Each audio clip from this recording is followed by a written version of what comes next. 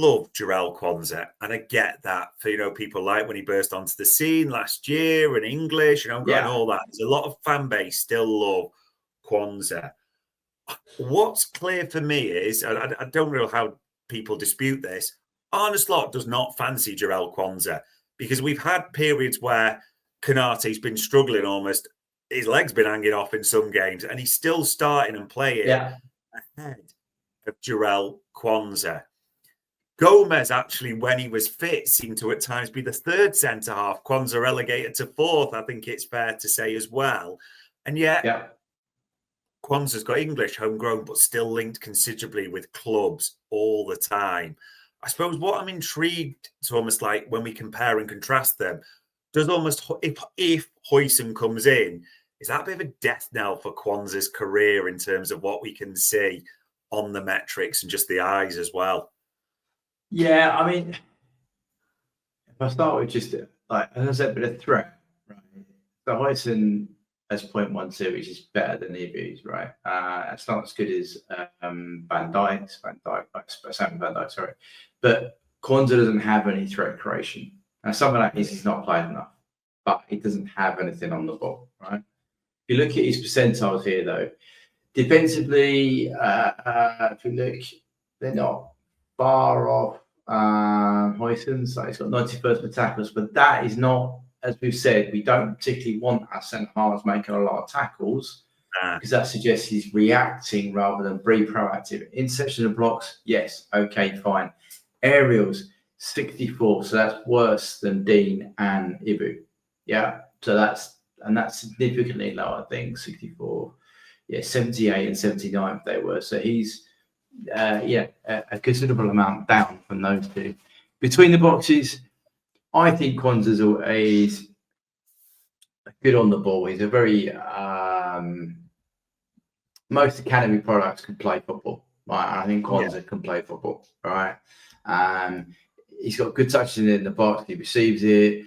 Doesn't take players on. Okay, fair enough. Carries it 75th percentile. Doesn't make progressive passes, which is a little bit you'd expect to be able to do that. But his pass completion's high and his attempts are high, so he's able to do the recycling and he's able to carry it. Right in the box. I mean, even at the weekend, he nearly came on and scored from a header. He's done that numerous times. Right, he's come on and even PSG. First two or three chances to score. Didn't score, but I'm just saying he does 90th percentile for shot non-penalty goals, 91st percentile for non-penalty goals in XG. Doesn't create many shot creating actions, but gets ahead and gets it on target. So, Quansah for me, I think he's a good young kid. I don't believe all the hype that several of the guys, there's a few journos around that love Quansah. And I'm like, cool, okay. I don't see him, I have to be honest, cards on the table, I don't see him being a Liverpool player. I don't think he'd ever be good enough to be a starter for us, okay? Do I think at the moment he should be getting more money than he has? Yeah, I do think so. But I think, as I've said to you with a few other players we looked at, the manager has to trust you. And Ibu, to be frank, has been so poor form, he shouldn't have been playing. But yeah, Quansah's been sat on the bench, picking up his check, and he's not being trusted to go in. So that tells you probably all you need to know. Now, if we were to compare him to, as you said, to the guy we've just spoken about, Huijsen, all right? So I think it's fair to say, as you've already identified, the passing stuff for Huijsen is not one of his strengths, right? But Quansah does not. Quansah beats it. So Huijsen is largely outperforming Quansah on most telemetrics. Yeah. Take on Quansah slightly higher, but again, I'm not bothered about that. That's just something, I don't really want my centre half second players on. Progressive passes, they're pretty much the same. 1v1s, Quansah's better than Huijsen, but then he's played a bit of fullback, which would have got more exposure to that kind of action than not, even though it's not listed here. Touches, he's had more, but he plays in a high possession team versus Bournemouth don't. Our average possession is over 65% for a game. Bournemouth isn't. So, there are things there that you could kind of explain away. You could also say Quansah has some clear defects in his game, right? Whereas I think Huijsen, for his age, has less defects in his game. Yeah. And I could also see how Huijsen could add to our ability as a team. Whereas I'm not sure Quansah does add anything. I think he's a good, even in that run in the last season, which I think got blown up a little bit. It's still, he was good, but yeah, should he have been keeping Ibu out at the time? Probably not. You know, did he add anything attacking wise? Probably not. So I think, yeah, to answer your question, where does it leave Quansah? I think it means Quansah's going to go if we sign Huijsen, if that's the plan.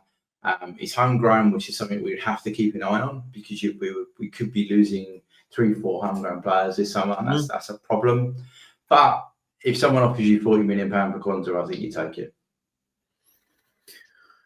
Yeah. Also, there pretty much is 2 years age difference between them. Huijsen's just gone 20, Quansah's just gone 22 as well. And Arne Slot clearly fancies one. Arne Slot clearly does not fancy the other one. It's not really too hard to say. I think we're all expecting. You can't guarantee it, and homegrown may come into the mix, like you mentioned, Bart, but don't be surprised if something accelerates with Jarell Quansah if Dean Huijsen does come to Liverpool. And that's the caveat, isn't it? People will have to see if Real Madrid come in, but our info is Liverpool are right in the mix for this kid. So I think in sort of summary, it's important to say this, Bart. Canate, yes, the wages are going to be big and all that, but you want to keep him, don't you, for the pedigree, what he brings, that experience. Him and Virgil van Dijk have an 81% win rate. You don't want to mess with that, first of all. You want to lock that in as well, don't you? Yeah. Yeah, 100%. Then you want to add Huijsen to that mix because this is a kid who's just gone 20, sorry. All the metrics look good. You can see why all these clubs are ready to risk 50 million quid. At the same time, if that comes, is it fair to say it pretty much feels like a death knell for Jarell Quansah at Anfield? 100%, because at 22, you need to play more minutes. If a kid comes in for Huijsen for £50 million, he's going to take more minutes, and he's going to be asking for others, right? He's probably going to be a death knell to Joe Gomez at the club as well. Yeah, I love Joe Gomez, but I'm just saying, because he will suck up both their minutes, right? And then you're probably looking for him to play 1,500 minutes.